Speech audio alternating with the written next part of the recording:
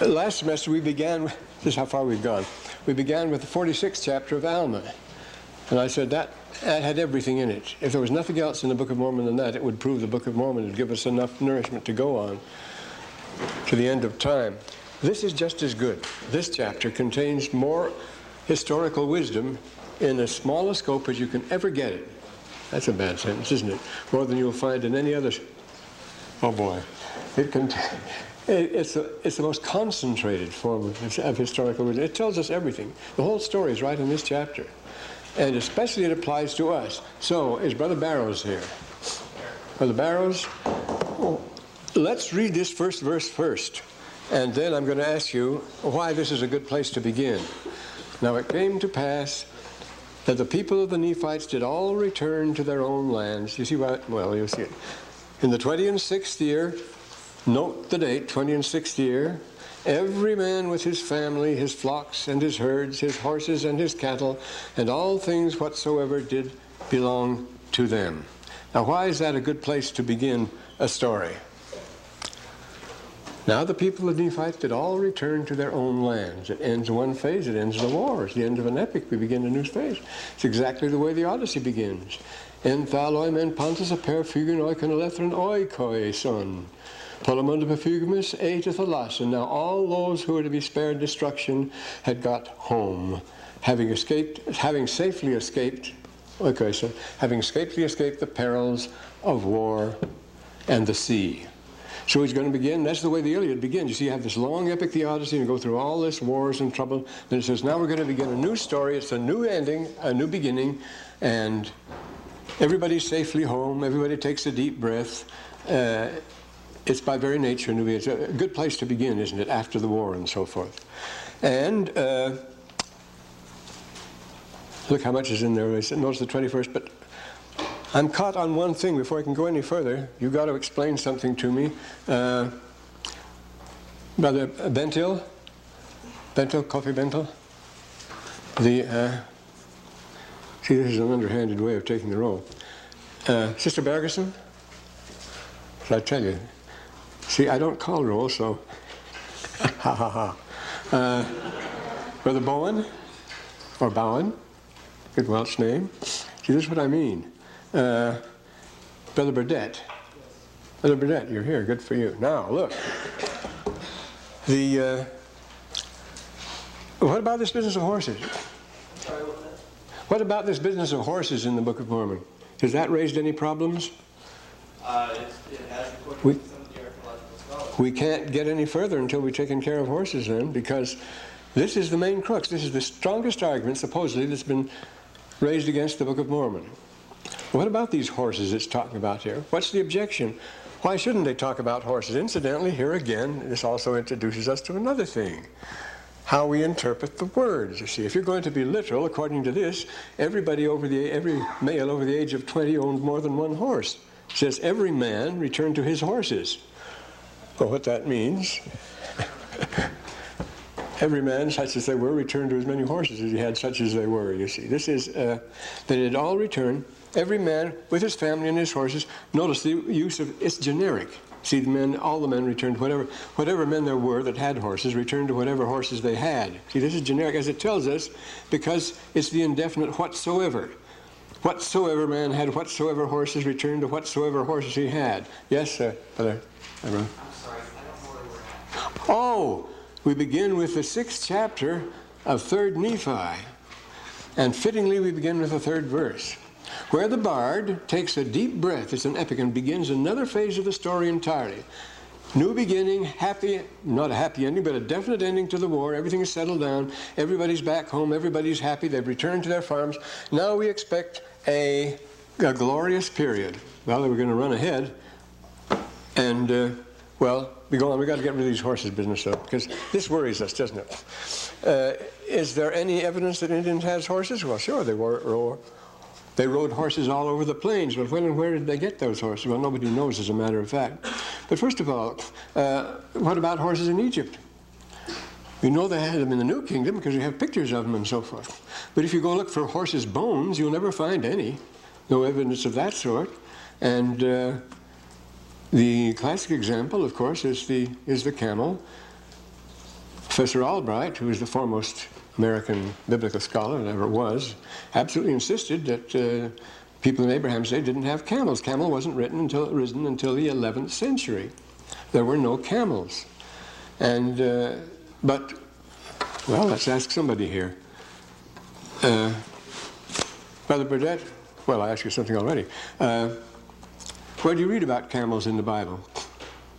Do you remember who rides camels? Remember who has riding away on the camels, and she has the icon hidden under the camel's saddle and so forth? It goes back to the patriarchal romances. You know, that's the story of Isaac and Rebecca. That's Rebecca at the well, isn't it? Isaac and, what's her name? Rachel, of course. Rachel.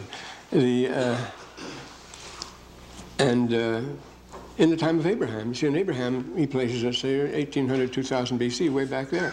In other words, the patriarchal narratives talk, everybody's riding around in camels in the patriarchal narratives. Yet the best scholars say they didn't have camels. There's no evidence that they had camels. There were no camels. All we have is the written record. But the written record is quite adequate, isn't it? Where'd they get the idea of their having camels and riding around in them and so forth? All it takes, you see, is just one piece of evidence, and that changes the whole picture. So you're not going to prove anything not going to prove a negative by the absence of something as far as that goes. But these horses, did every man have a horse here? What is the, Sister Burton? Is Burton here? I mean, and Brother Buss? Yes. Brother Buss, what kind of horses do you find in America in the early days? The fossil horse.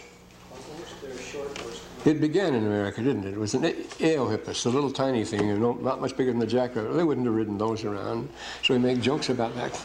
But what about the intervening phases? What's missing? There are all sorts of big gaps in it. See what could have been there and what couldn't. It's very hard to determine these things. It was J.B.S. Haldane, the great British biologist, who said that the evolution of the horse is more certain than the proof of the Pythagorean theorem.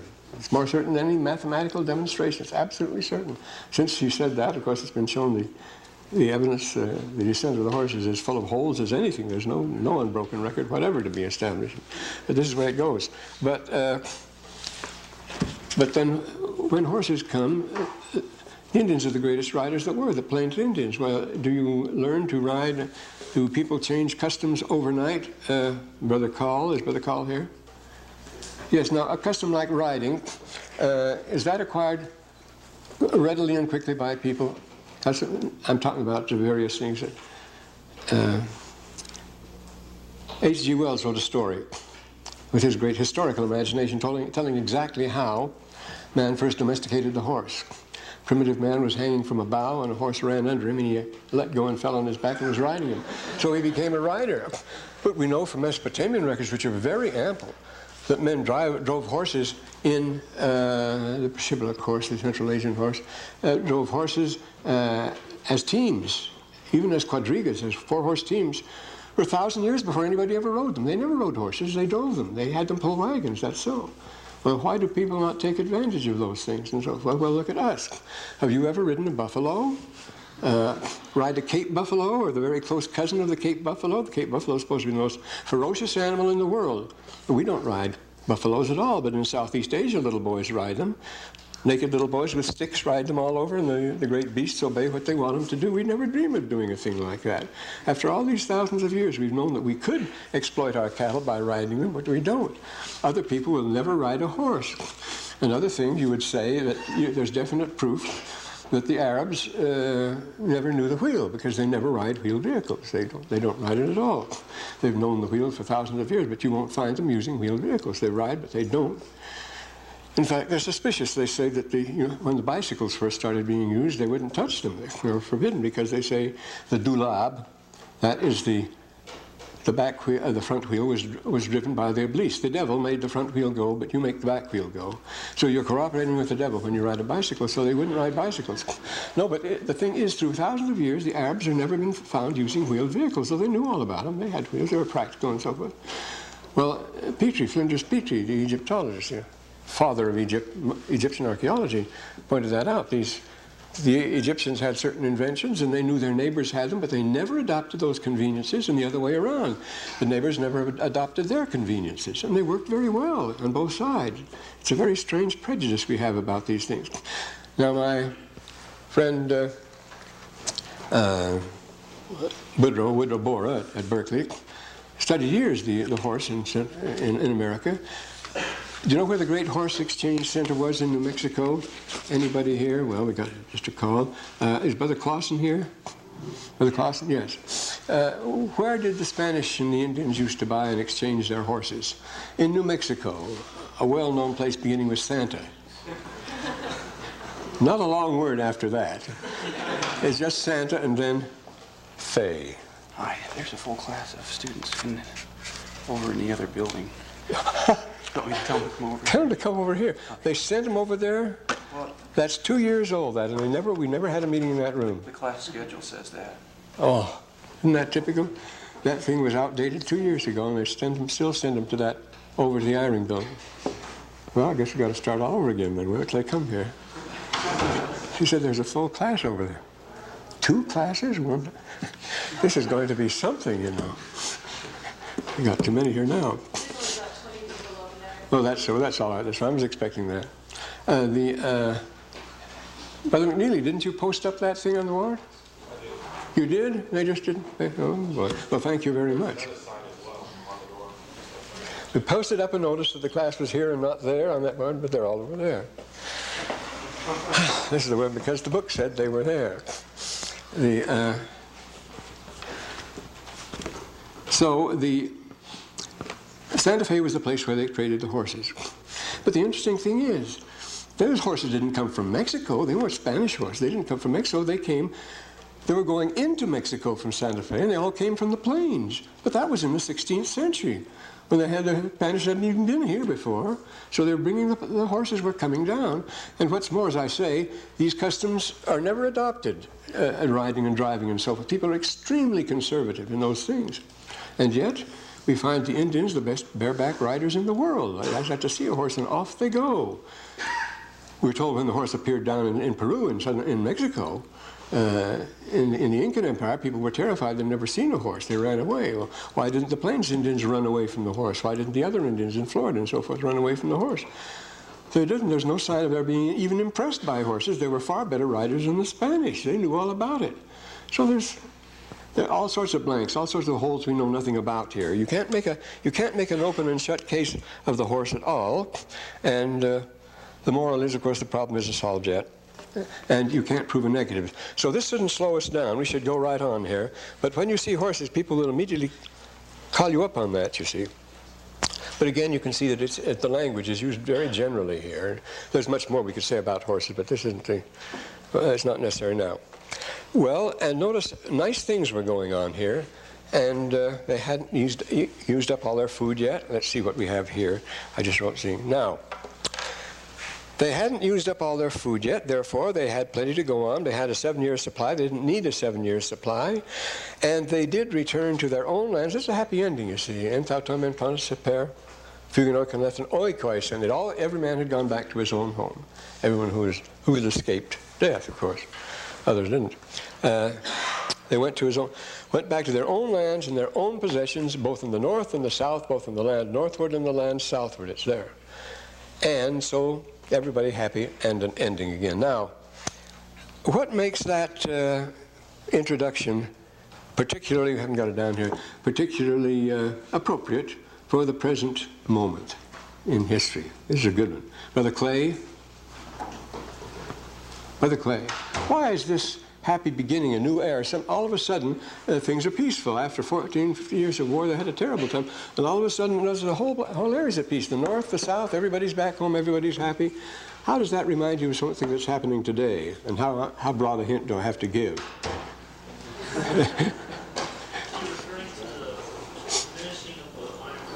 Well, you refer to it exactly, of course. It looks all of a sudden as if everything was going to be lovely, doesn't it? And you know it does. This is it's another turnaround. It's a good thing. Everybody's much happier than they were. A new opportunity, a new chance, a new leaf. That's why I called your attention to the year, to 26 here, because if we turn to Where have we got it? The same chapter, within the same chapter, see? In the, all you have to do is go to the 17th verse here. Notice verse 17, we're getting ahead of time. What year was this? The 30th year. Now we're going to have a little mathematics. Brother Clayton? Brother Clayton's here? Yeah. The 30th year, the story began, the happy story began in the 26th year. Now we come to the 30th year. Now how many years between? Brother Clayton? Get up. We don't use slide rules anymore, but have you got a computer with you? In the 26th year, everything was hunky-dory. Remember how this is exactly how a Gilbert and Sullivan comedy ends. It'd go this way. Oh, joy, oh, rapture unforeseen, the cloudless skies are now serene. Everybody's happy. It's a happy ending. This was a happy ending. So in this year, they begin with a happy ending. But how long does it last? Notice the 17th verse here. To the 26th to the 30th year is how many years? 4. And what happens? Look at the last sentence there. They were in a state of awful wickedness. It took them just 4 years for the whole thing to collapse. Oy, oy, oy. Should that be a warning for anyone? You see, this is a very rich chapter. This is going to tell us why it happened, exactly how, the process, everything else. It's going to be all laid out for us there. It's a marvelous thing. Now let me see. We've got to get it somewhere here. So that was Brother Clayton, who did the calculating for us, wasn't it? Yes. So now we come to the next one, and that is, how did the liberal policy... Oh, incidentally, we should ask you this. Sister Cox, is Sister Cox here? See which one? You. Oh, Sister Cox. Do you remember what... Have you read the Book of Mormon up to this point? Have I? Yes. Oh, great. Now, what were Moroni's policies toward the enemy and the opposition? Was he a get-even man? No. Never, no. He always called them his brethren.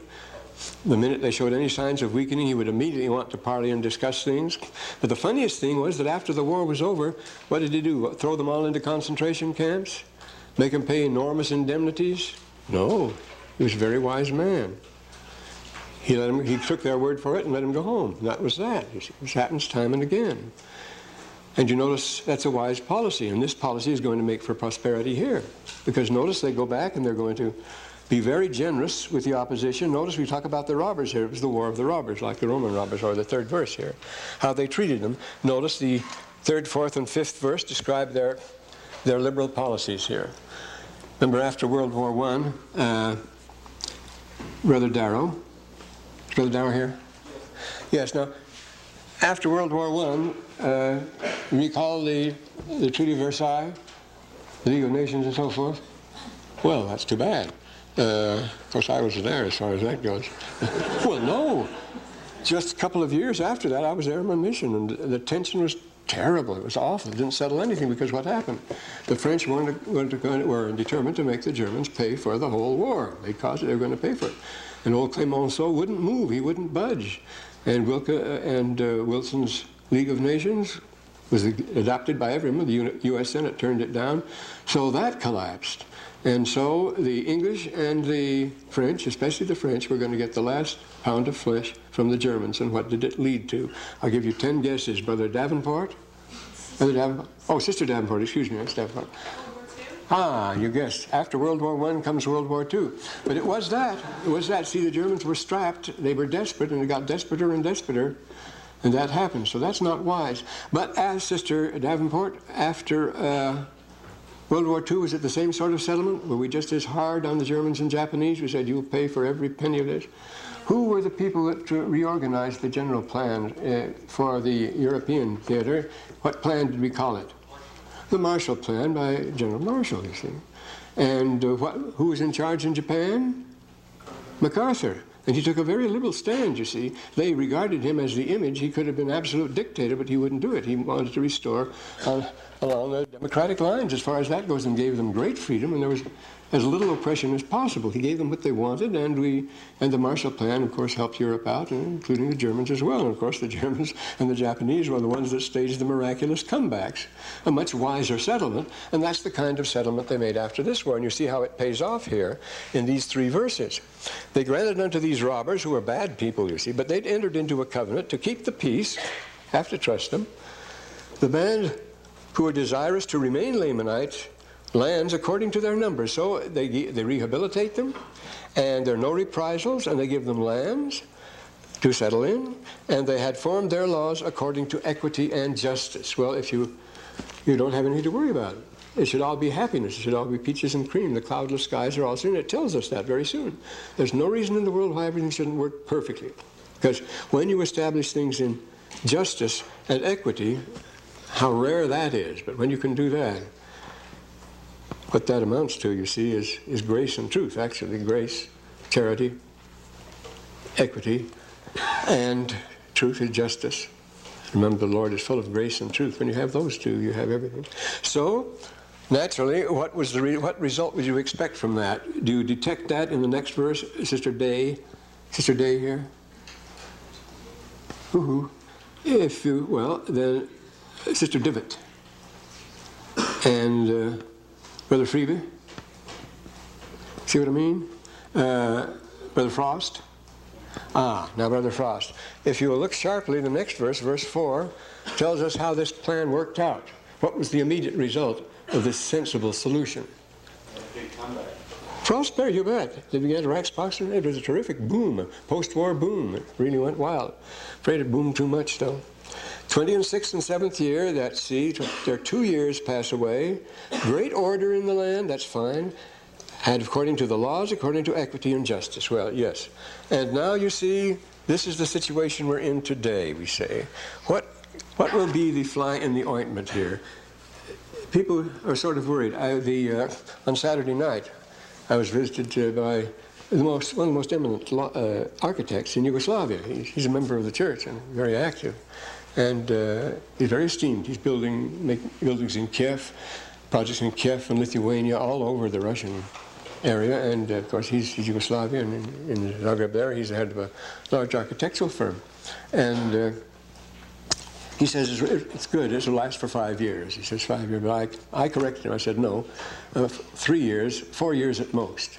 But come back to it. 5 years might be it, because the 5 years seems to be a standard limit. When the saints went to Kirtland, the Lord Joseph Smith prophesied that they'd be good there for 5 years. We have the 5-year rule, and so here's what happens. It lasts 5 years. So hi ho. Should we start worrying already? What are we going to do about these things? Start taking the Book of Mormon seriously is what we should do. See, now there was nothing in the land to hinder the people, cloudless skies, all serene, from prospering. Aha, what's the fly in the ointment? Not that, is it economic, is it political and so forth? It's because what people are. If the people weren't damn fools, except they should fall into transgression. Of course, alas, we have human nature to face here, don't we? So from here on, you expect the happy ending may turn sour very soon, and we find that it does. You see, just in the 30th year, they'd reach a state of awful wickedness. We want to know how that was possible. Well, now Brother Hales. Brother Hales here? We'll soon find out then.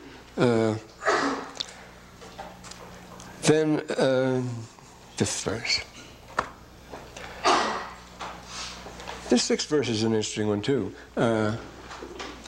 Is Brother Hanson here? Brother Hanson.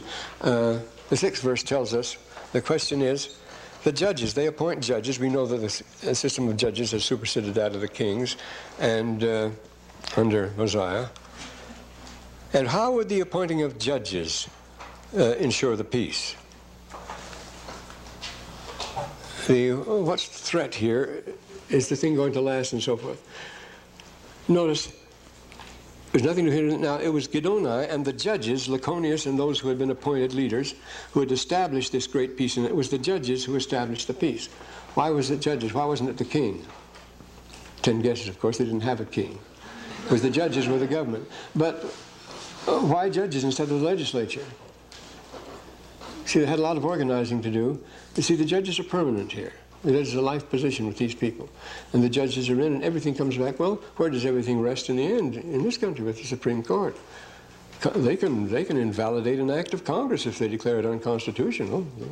All that they have to do. So in the end, it all rests with the 9 old men, you see, and what their ideologies and philosophies are and so forth.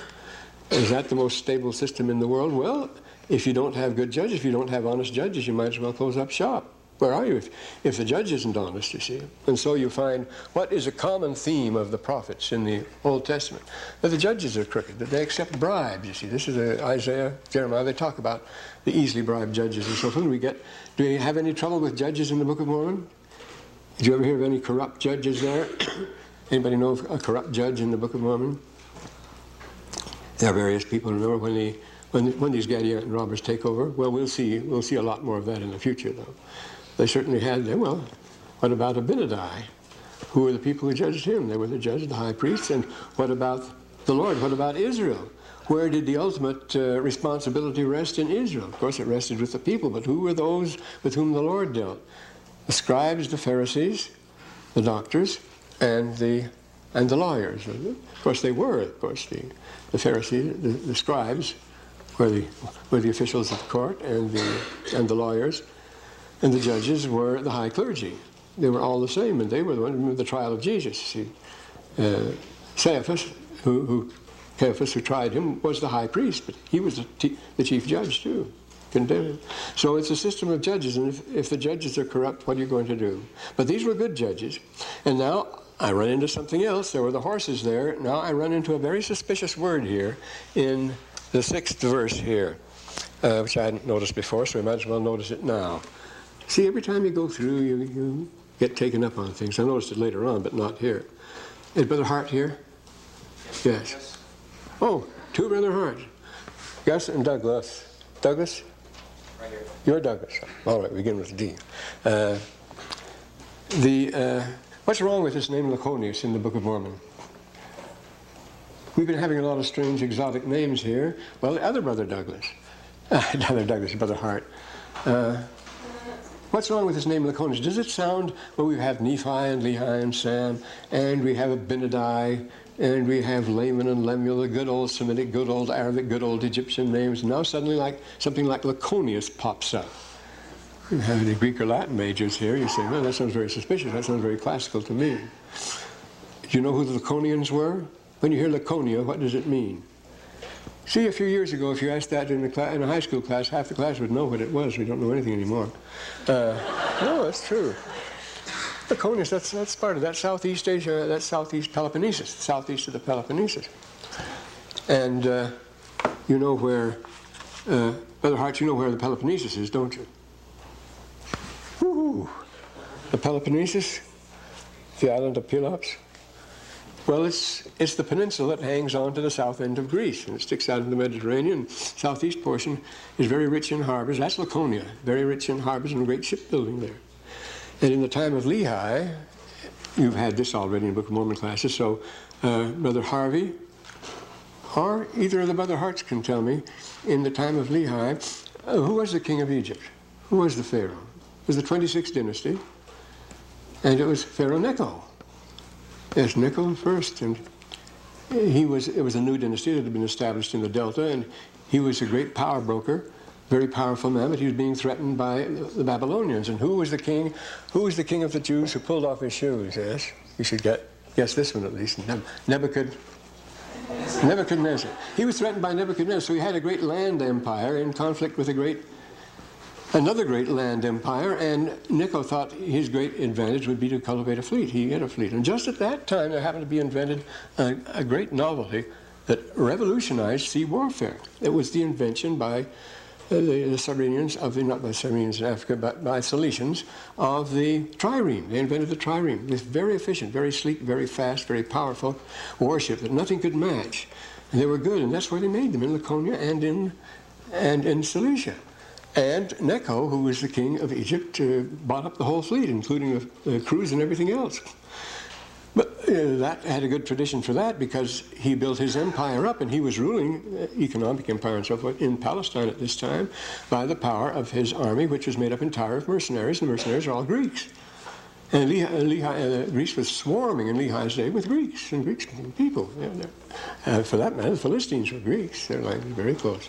So here, the name Lyconius. There were Lyconiuses running all over Israel in the time of Lehi, is the point, you see. Because they're just the people you'd expect to be there. The shipbuilders, the sea people, lots of sailors might be called that because they would come from Laconia, you see, and be running around. But these things we didn't know were going on, you see.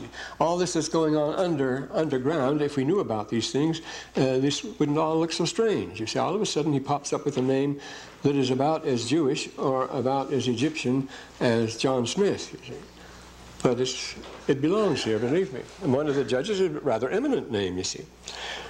And this takes us to the subject, we'll deal with this separately later on, about race in the Book of Mormon, which is much more complicated than we thought. But let's get on here with this exciting chapter that goes on.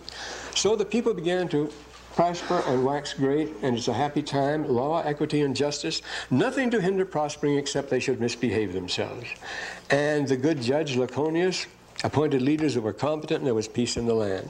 And so what would you naturally expect them to engage in peace after a long and ruinous war? I'll give you 10 guesses. Brother Harvey? Brother Harvey, is he here? Brother Havens? Now what would you expect after a long ruinous war? What would they go, what should we have to do in Panama now for the next few years? Since they destroyed so many buildings and highways, they have to rebuild. Great projects. Lots of chance for nice big fat contracts for construction and so forth. Corruption all over the place. That's exactly what happens, you see, here. But notice it says that, isn't Joseph Smith shrewd to know all these things? He's got it all figured out. That kid, 23 years old in the farm, he sits down and writes it all out, you know. And it came to pass, were many cities built anew, new cities, as a boom time, you see, flourishing, and many old cities repaired. There had to be lots of repairs, lots of reconstruction there. Inner cities, everything, not just destruction, but they've been neglected in a terrible war. Had to use all the resources for other things. And naturally, if you have a lot of cities, what do you have to have connecting them? There's some nice fat contracts there, too, aren't there? Brother Hillam? Oh, yes. Brother Hillam, what do you have to have connecting the cities? Yeah, you can have airports, but they didn't have them then. But you can have highways, yes, and we do know they did have marvelous highways. We must remember in the 1820s, when this was written in 29, nothing was known about the great highway system and so forth that you find in Central America. And it goes right up. I mean, you find that highways all over, from Mexico City, but especially in South America, as you know. They go right down the whole length of the Andes there. These wonderful, these amazingly well-built highways. So they do have highways connecting them. That's from a later period, but they're built like the Roman roads. We know it was only very recently discovered that the great net of Roman roads in Gaul, for example, in France, are simply overlaid over much earlier roads, pre-Roman roads that go back 5,000 to 6,000 years. This road system, because people have to get from place to place and they take the closest. There is a new survey of England, photographic survey of England, showing the roads that go back to the 4th and 5th millenniums. That's to 4,000 and 5,000 BC in England. It had a wonderful road system. The Watling Street, the main road that ran up the whole center of England, almost as straight as an arrow, that was there already then. So it's an amazing thing, connecting these things. That's aside from the ley lines that the mystic people talk about today, connecting the sacred prehistoric megalithic centers. All sorts of things going on we don't know about here. But this is natural. This is what you'd expect. The highways cast up many roads which led from city to city and from land to land, from place to place, a regular system. And so the 28th year, well, that takes us 28th year, then we're just 2 years away, and the people had continual peace. It's hardly something to boast about for 2 years, is it? Even we could keep peace for 2 years, couldn't we? It came to pass in the 29th year there began to be some disputings among the people, and now we see where the trouble begins. What was the threat to this highly successful economy, and would it last? We saw. Would you have any ideas about this? What would make you suspicious, Brother Hillam, that things weren't all going to be perfect once you heard about this great post-war prosperity, this boom? You would raise an eyebrow and say, can it last? Why? What's wrong with the boom? What's wrong with everybody getting rich overnight? Anything wrong with that? We don't think so. Well, it leads to corruption and things like you were talking about previously. Oh, but can't you avoid that? Well, the famous saying of Lord Acton, like power, like money, corrupts. Absolute power corrupts absolutely. Will money always corrupt? Who uses money to corrupt people, you see, and buy up armies and navies, popes and priests, kings and presidents, and rules with blood and horror? You know who? He uses money as implement, so this makes me very suspicious. Things are going to happen. So, Brother Hilton, we read next. We should take this, read the verses as they come, shouldn't we? There began to be some disputings among the people, and some were lifted up unto pride and boastings. That's been the last main word of President Benson. Pride is a thing to beware of. Now, we get a false picture of pride, don't we? The idea, it's not necessarily pushing people off the sidewalk. Where does pride begin here? Brother Hilton, is Brother Hilton here? Yes. When I see pride, do I have to see somebody with long flowing robes and his nose in the air wearing a crown and something like that? Is that necessarily pride? That's one form of pride. Is there anything in Central American art from the jars and the vases and the murals and so forth? If you've seen books of Central American art and that stuff, what would suggest pride in those? There's a very consistent feature. You recognize that type of art instantly, don't you? You know it's not classical Greek art with a line, fault, and stilla gracia, don't you? Oh, lots of gold. Lots of gold. There's gold in everything, for one thing, and they don't just wear gold, but what else do they wear? Lots of Right, they load themselves like a walking Christmas tree with feathers and all sorts of clinking and rattling and glittering garbage, you see.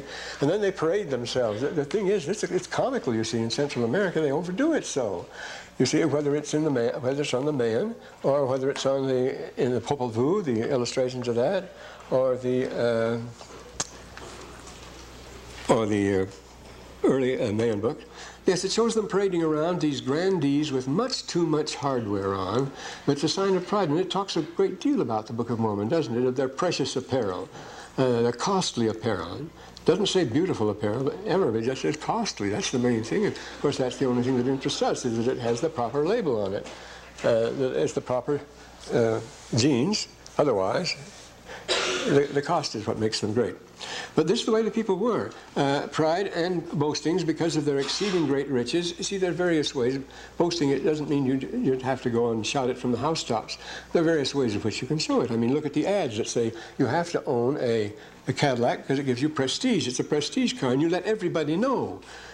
That's what they tell us. Oh, there's some very good things. A good essay yesterday in the paper, I noticed, on the yuppie philosophy. It was to have good things, to have things not just expensive things, but have things of good quality that are immediately recognizable on sight. A BMW, a Porsche, these things are forms of boasting, aren't they? Because they display. You don't have to spend that much for a car after all. You don't have to spend $50,000, $60,000 for a car, but people do. It can be immediately spotted as such an object. It's a form of boasting is what it is. And the same thing with our labels on jeans and so forth, our fashionable, what do we say, design labels and things like that, and hats. You can size a person's wardrobe up when you see it and tote up the bill and decide exactly how much you spent on it.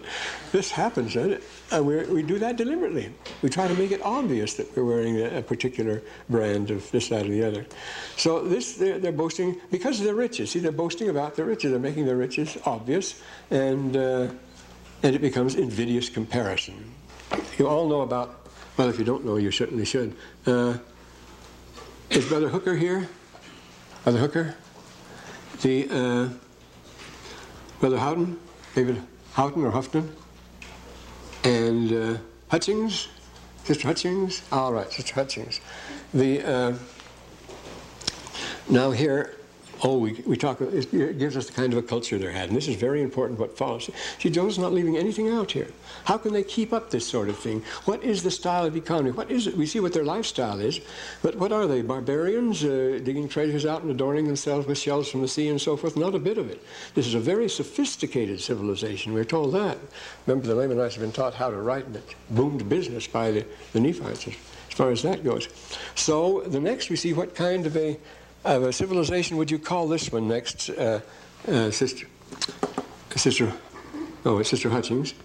Yes. It says they were divided into ranks according to the riches. Well, start reading first, 11th verse. This is the most important. There were merchants and lawyers. Now what would you say? Business and law were the big thing then, weren't they? There were merchants. It was a business civilization. And where you have business civilization, you're going to have legalism. You're going to have courts, and you can't do business without lawyers. You see, they get all the money, but you have to have them, and they won't let you stir. And this is part of it, you see.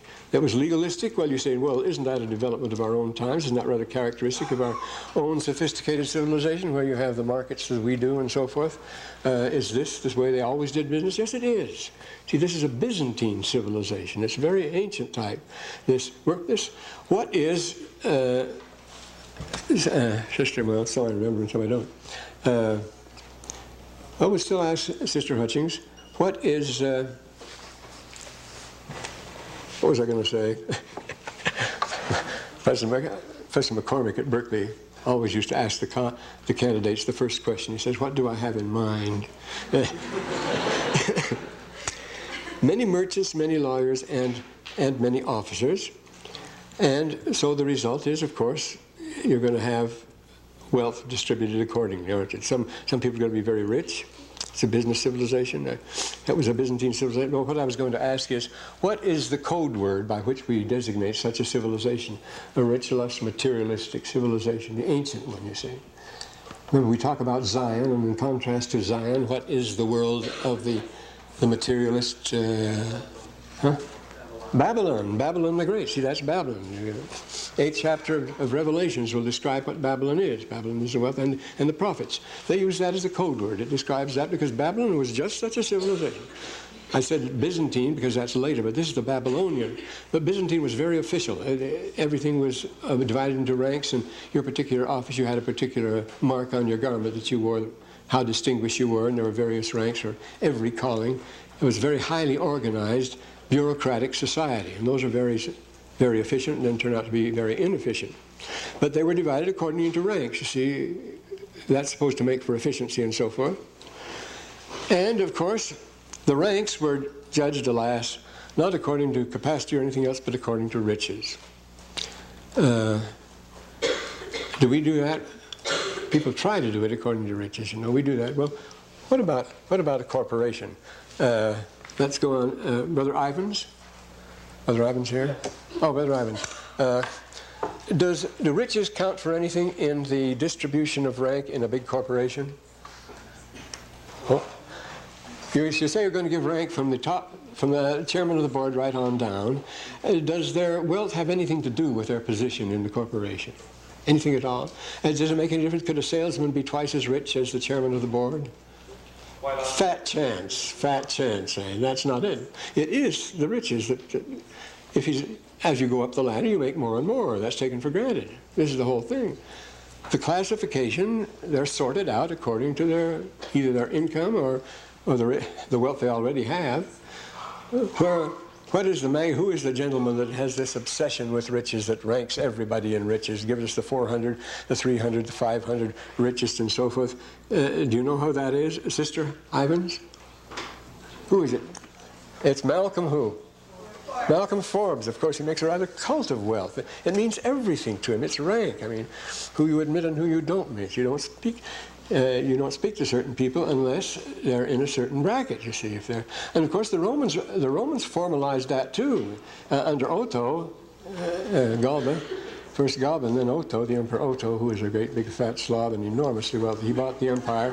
Didn't last him long though. It cost him his life, don't worry. But he divided according to riches. If you didn't get 22,000 sesterces a year, you couldn't sit in certain places in the theater. And it was all according to the money you got. Yes? But Verse there says they were divided into ranks according to their riches and their chances. We haven't got to learning yet, you see. Also, I'm going to ask you about the learning. What would learning have anything to do with it here? We answered this one before. I had some good questions here, but I'm not going to ask them. This strange equation, learning and riches. It used to be just the opposite. This is what it was when I was growing up. We'll say L stands for learning equals. It's the very opposite. The more learned you are, the poorer you have to be. No, it was a luxury, it was a delight, and you were willing to forego all sorts of things so you could spend your side doing these things that the world didn't consider particularly practical and wouldn't pay you for. As far as that goes, you didn't expect to get paid when you studied things, you know, like Aristotle, when he explains the Pythagorean theorem to a class, and one young fellow asked, well, what good is that going to do me? And he said, Aristotle said to the monitor, give that boy a quarter so he won't think he's wasting his time. But you have to do these things, and learning was a luxury which you were willing to pay a high price for. You were willing to starve for and go without things, all sorts of things, because of that enormous delight in learning. And it's just the opposite now. You won't turn a page unless they'll put it on the line how much you'll get for that. That's morbid. That's tragic, you see. This should never be, as far as that goes. So as you say, there are chances, but is that character, I say, when I was young, this would be regarded as a monstrous perversion of values. But is it our standard today? Would you say it was? I would say it was. Well, let me see now. Have we got 3 Ivisons? Was that Michelle or Tanya? Tanya. You're Tanya. Well then, do we tend to equate learning and riches today? Yeah, we say, why do you go to school? Because you make more money, as far as that goes. Brother President Barrows of University of California, Berkeley, shocked the world when he made that announcement. He says he was the General Barrows, the one who had led the campaign up in northern Russia after World War I. And the only reason one goes to college was to increase his earning power. Terrible thing to say, yes? What type of learning are they talking about? Are they talking about sort of pseudo-intellectual? Oh, yeah, IBM. I mean MBA, IBM, same thing. MBA, yeah. Yes, it was the MBA, obviously, chances for learning. I don't think it was particularly found learning or learning in the scriptures or anything like that. The idea is the chances. Now, they could learn what they wanted, but if you had the money, then you had the chance, you see, and you can be darn sure what kind of learning it was. And some were ignorant because of their poverty, and others did receive. Well, you wouldn't say that of Diogenes, would you? See, Diogenes was the wisest man in Greece, but also the poorest. After Alexander the Great had his interview with Diogenes in Athens, and you know the story of that interview, don't you, Brother Johansson? This is, yes, Brother Johansson here. Who? Then, this is a dirty trick called the Raw. I never do before. Brother Johnson? Yes. Brother Johnson, this, you know who Diogenes was, don't you, Brother Johnson? He was looking for what with his lamp going around? Well, they draw a blank. Amazing. Brother Jorgensen? Brother Jorgensen, now you should know. You should know who Diogenes was with his lamp. Who was he looking for? He was, well, I know the story told about. He was going around barefoot, a very poor man, had nothing, going around looking for he said, an honest man. That was what in the Old Testament is called that a mystery. See, that's what Jeremiah does. When you break a pot or you do something and this stands for something else. Well, that lamp stood for the searching the light in the world, searching for an honest man. He went around searching for an honest man. And he lived in a tub. And they said he doesn't work hard enough. So he would roll his tub up and down the street busily during the day. And what are you doing? Well, I'm rolling my tub. I'm being busy like everybody else, you see, because I had to do something. That's about as much sense as our business makes, you see. 90% of the things we do. But Alexander went and asked him when he'd conquered, when he'd taken Athens, he says, now, is there anything I can do for you? Because he's a great admirer of Diogenes. And you know what Diogenes said. Everybody raise your hands who know what Diogenes said to Alexander the Great. He says, anything I can give you? Is there anything I can give you? And Diogenes said, yes. Get out of the sun. He was sunning himself in his barrel, you see. And he says, please stand aside and let me get the sunlight. That was what he asked.